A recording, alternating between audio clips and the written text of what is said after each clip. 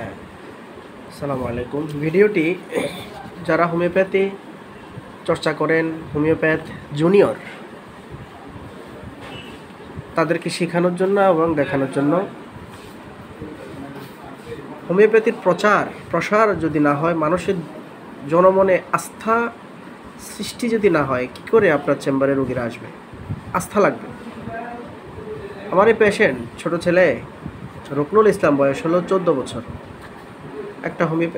একজন হোমিওপ্যাথি ডাক্তারের কাছ থেকে ওষুধ খেয়েছে, রেজাল্ট অত একটা ভালো হয়নি, বিধায় তো আমার চেম্বারে এসছে। এখন তাকে চ্যালেঞ্জ, অর্থাৎ দায়িত্ব নিয়ে চিকিৎসা করতে হবে, যে আমার এক ভাই, এক বন্ধু এখানে ফেল করেছে, যেন আমার চিকিৎসাও যেন ফেল না হয়। যদি ফেল না হয়, তাহলে গার্জিয়ানের অন্তরে আস্থা ও বিশ্বাসটা অনেক অনেক বেড়ে যাবে। অন্য যে কোনো রোগের জন্য তারা আগে হোমিওপ্যাথির চেষ্টা করবে।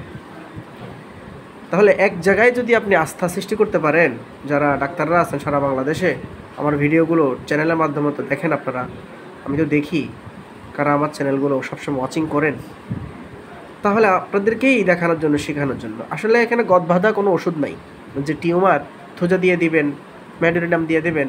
আসলে এই ধরনের কোনো চিকিৎসার কোনো দামে নাই। এটা অ্যালোপ্যাথিক ওষুধ নাফার মতো না, যে যারই আসবে, যে আসবে জ্বর হলেই নাফা, চোখ বন্ধ করে নাফা দিয়ে দেয়।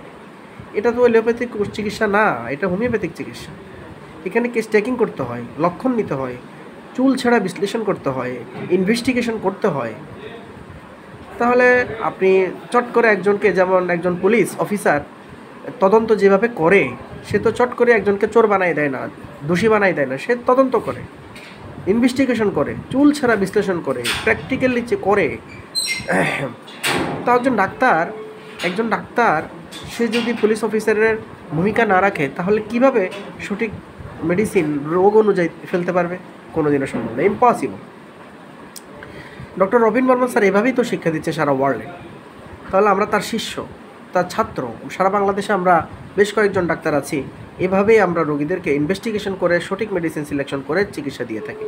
আচ্ছা, হতে পারে হয়তো আপনার ইনভেস্টিগেশন করার পরেও একটা রোগী ফেল করছে, তারপরেও কিন্তু আপনি আপনার মানে রাইট ওয়েতে আছেন। অর্থাৎ এই ওষুধ আপনার রেকর্ডিং তো আছে। তো যেমন আমার পেশেন্ট এসেছে, কিন্তু কোনো নথি নিয়ে আসে নাই, একটা প্রেসক্রিপশন নিয়ে আসে নাই। তাহলে আমি বুঝতাম যে সে কোন ওষুধ দিয়ে ফেল করছে।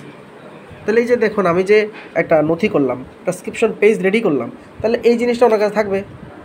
আমার ওষুধ যদি ফেল করে, তাহলে আরেকজন ডাক্তারকে সে দেখাইতে পারবে যে এই ওষুধটা খাওয়াইছি কিন্তু কোনো রেজাল্ট হয়নি। তখন সেই ওষুধটা বাদ দিয়ে অন্য ওষুধ চিন্তা করবে, কিন্তু এই ধরনের কোনো কিছু নাই। ঠিক আমরা এই ধরনের গদবাধা এবং সেকেলে পন্থা থেকে আমরা বের হয়ে আসছি। এগুলো বাদ দিতে হবে, সংকীর্ণ মনা বাদ দিতে হবে।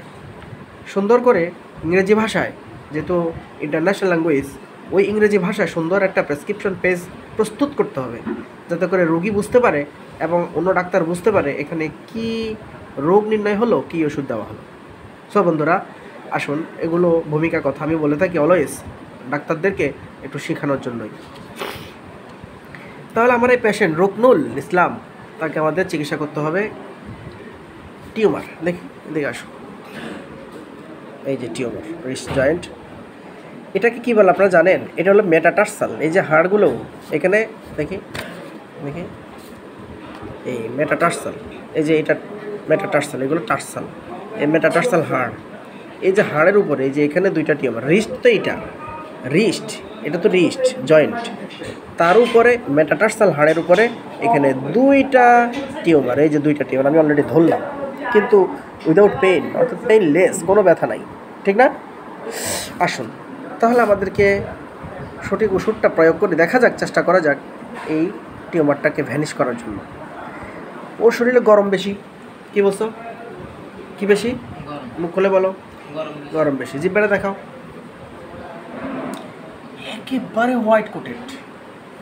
একেবারে হোয়াইট কোটেড, যেটা আপনি যদি মাউথ অধ্যায়ে যান, ক্যান্টস রেপার্টরি মাউথ অধ্যায়ে যান, সেখানে গিয়ে ডিসকালারেশনে যান, এরপরে টাঙে গিয়ে যখন দেখবেন হোয়াইট কোটেড, ওখানে sulphur is in the first গ্রেডে দেখবেন। এবং বাচ্চাটার বসার স্টাইলটা দেখুন, তার বডি স্ট্রাকচার দেখুন, পাতলা পুতলা, এবং উপরে শোল্ডারটা সামনের দিকে ঝোঁকানো, স্টুপড হোল্ডার বলা হয় যেটাকে, শোল্ডার যে সামনের দিকে ঝোঁকানো। That's then desire for sweet, সে মিষ্টি খেতে পছন্দ করে। তারপর তার পিপাসা কম এবং গোছলে একটু অনিয়ম আছে এবং কনস্টিপেটেড, অ্যাপিটাইট ওয়ান্টিং এবং আনক্লিনলিনেস। তার মায়ের থেকে জিজ্ঞাসা করলাম যে ছেলেটি গোছ গোছানিতে কেমন? মা বলল না না না না, অত গোছানি নাই, অনেক জোরপূর্বক বললে কিছুটা করে। জ্বালাপোড়া না থাকুক, 10টা-11টার দিকে ক্ষুধা না থাকুক, এই লক্ষণ দুইটা না থাকুক, লক্ষণ দুইটা নাই সেজন্য যে আমি সালফার দিতে পারবো না, ব্যাপারটা এটা না। কিছু জেনারেল সিমটম এবং মাইন্ড সিমটম মিলে যাওয়ার কারণে আমি সালফার দিতে প্রস্তুত হয়ে গেলাম। হ্যাঁ, সাপ্রেশন অফ স্কিন ডিজিজ নাই, আমি যা পেয়েছি তাই তো দিতে হবে।